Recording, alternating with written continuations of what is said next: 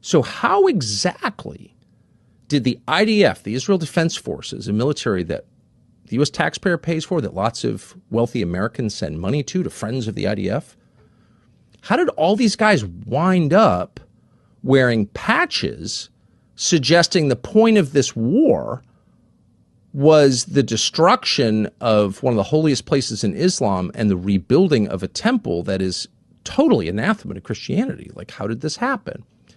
Well, there are a lot of ways it happened. The main way it happened is because no one in the United States noticed, because it's such a secular place. And as noted, we have eyes but can't see and ears and can't hear. But this has been going on a long time in public through, in part, the efforts of a group called Chabad, Chabad.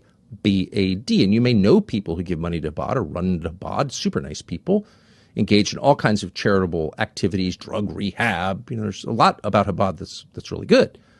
But what is Chabad exactly? Well, Chabad, you can look it up, is a very old organization, about 250 years old. And it's a branch of Hasidic Judaism. It's an organization that was overseen for many years by a guy called Rabbi Menachem Schneerson, who was famously in Brooklyn, considered the Messiah by some of his followers, who was a friend of presidents, or certainly someone presidents visited. He was a very powerful man in the Orthodox and the Hasidic community.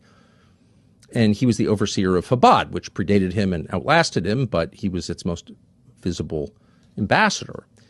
And Chabad has been pushing in a pretty subtle way, unless you look carefully, for the reconstruction of the Third Temple. And it seems like, from the reading we did recently, that those patches actually came from Chabad. Well, in any case, Chabad is pushing for the building of the Third Temple.